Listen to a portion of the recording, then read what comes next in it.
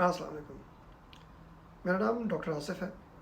आज जो लेक्चर मैं आपको पढ़ा रहा हूँ वो मीज़ोथीलियोमा पे है। ये प्लूरा की कैंसर को कहते हैं। लंग्स के इर्द गिर्द एक लेयर होती है जिसे प्लूरा कहते हैं। ये कवर करती है लंग्स को। अगर इसका कैंसर हो जाए तो इसे कहते हैं मीज़ोथीलियोमा। कॉजेज़ क्या हैं, रिस्क फैक्टर्स क्या हैं और क्या ट्रीटमेंट ऑप्शंस अवेलेबल हैं हमारे पास, ये आज डिटेल में डिस्कस करेंगे। अगर जहन में कोई क्वेश्चंस आए तो कमेंट सेक्शन में लिखिएगा, मैं आपको रिप्लाई करूँगा। ये लेक्चर्स आपके कॉन्सेप्ट्स क्लियर करने और बहुत सारे एग्जाम्स पास करने में हेल्प करेंगे। वीडियो को लाइक करें, चैनल सब्सक्राइब करें और बेल आइकन ज़रूर प्रेस करें ताकि तमाम वीडियोस आपको टाइमली पहुंचती रहें।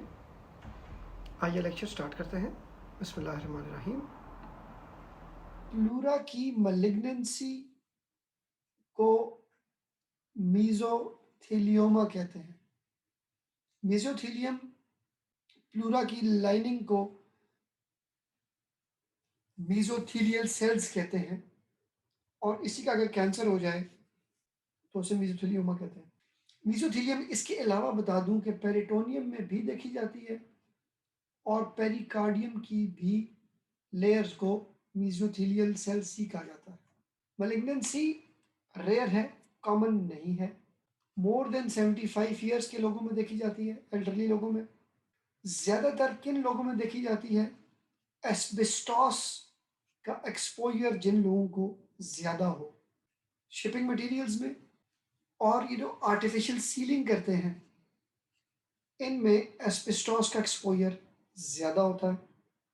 और भी काफ़ी सारी जगहों पे है मगर मेनली ये है। एक चीज़ होती है उसे कहते हैं लेटेंट पीरियड, ये मैंने समझाना है आपको। एक बंदा है जो एस्बेस्टॉस की फैक्ट्री में, इंडस्ट्री में काम करता है, तो लेटेंट पीरियड इसका 50 ईयर्स है, यानी कि उसने 50 साल पहले कहीं एक्सपोज हुआ था, तो हो सकता है कि उसको सिम्टम्स 50 साल के बाद आए। बड़ी इंपॉर्टेंट बात है। अब इस एस्बेस्टॉस क्या कर रहा है, पहले मैं सिम्टम्स बताता हूँ। मरीज कहता है डॉक्टर साहब मुझे शॉर्टनेस ऑफ ब्रेथ स्टार्ट हो गई है, चेस्ट पेन है, वेट लॉस भी है।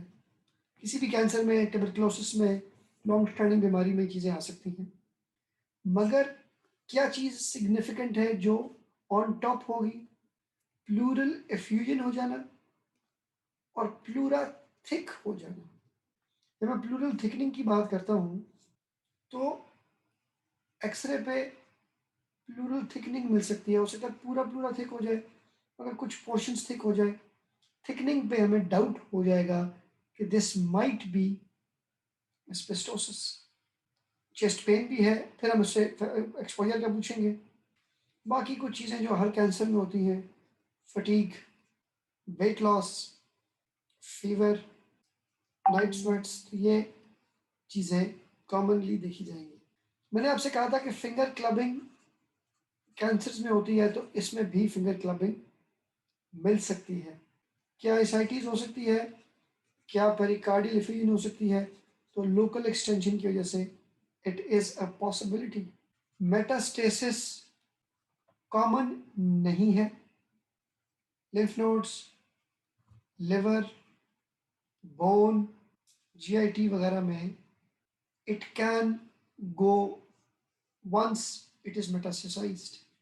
क्या इन्वेस्टिगेशंस करेंगे, मैंने आपको बता दिया, एक्सरे और सीटी स्कैन इंपॉर्टेंट है। थिकनिंग हो जाएगी, रेयरली मास मिल सकता है। एमआरआई ज़्यादा स्पेसिफिक है। एक स्कैन है उसे कहते हैं पेट स्कैन, ये भी समझ लो। Positron emission tomography, PET scan, ये क्या है? पेट स्कैन क्या करता है?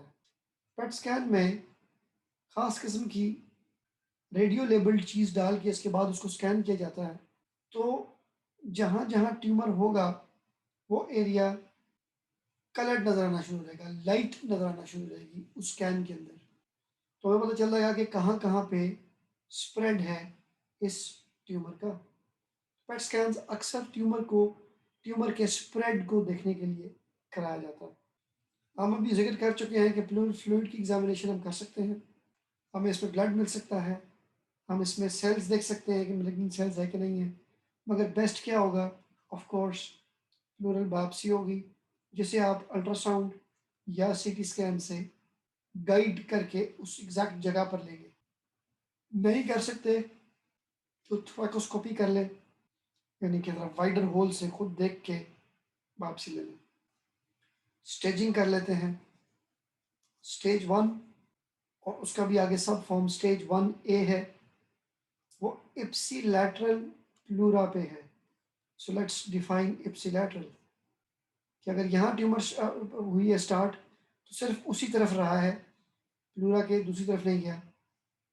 1B इप्सिलैटरल है प्लस विसरल प्लूरा भी है। विसरल और ये भी क्लियर कर दूं क्योंकि मैंने बाहर बना दिया है तो इसलिए मुझे क्लियरफाई करना पड़ेगा। So visceral pleura is outside, sorry inside, ठीक है। बाहर पैराइटल है, अंदर की तरफ विसरल है।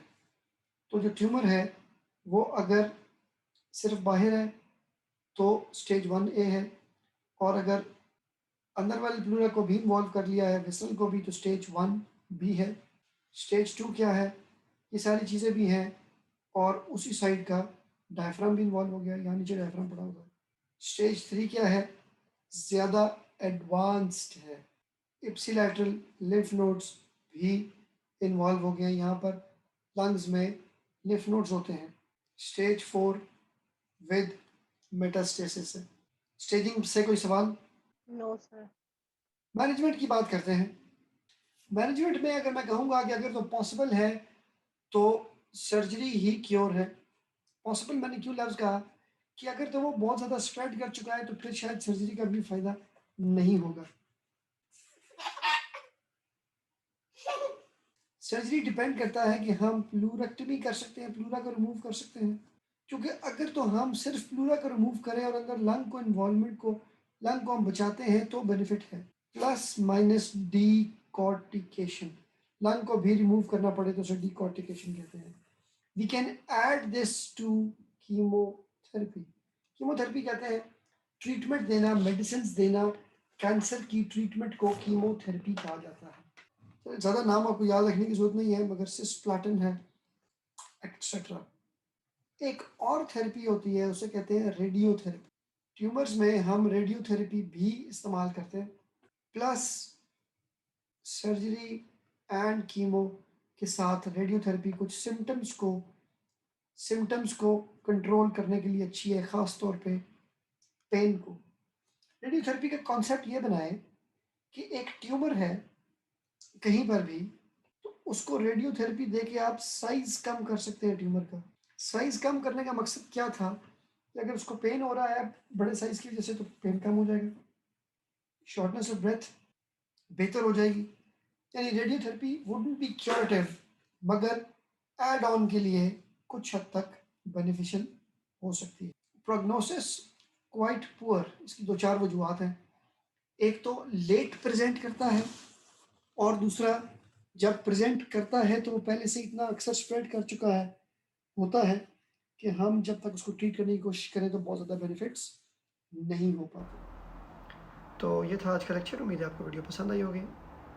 अगर कोई क्वेश्चंस आए जहन में तो कमेंट सेक्शन में लिखिएगा, मैं आपको रिप्लाई करूँगा। वीडियो को लाइक करें, चैनल सब्सक्राइब करें और बेल आइकन ज़रूर प्रेस करें ताकि तमाम वीडियोज़ आपको टाइमली पहुँचती रहें।